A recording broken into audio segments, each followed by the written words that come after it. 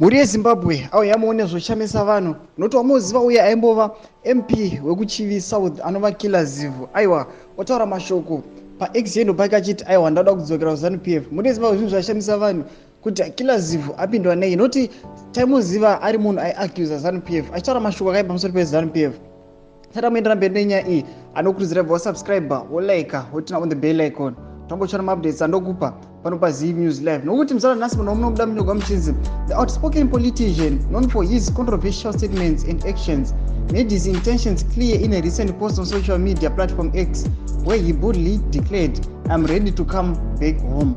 Zanu PF is my home. Ndo mashoko ano achitaura. Saka anoendera mberi achinzi Zivhu's expulsion from the ruling party 2020 was due to allegations of indiscipline since aiwa anga expelled from Zanu PF kuna 2020 kuda kuindiscipline angobuda musaga Zivhu ndo zvakaita kuti adzimbu achizotaona kuti ava kudzoka achiti I'm now coming back home. Saka muendera mberi muchinzi however his latest proclamation indicates a desire for reconciliation and a return to his political roots.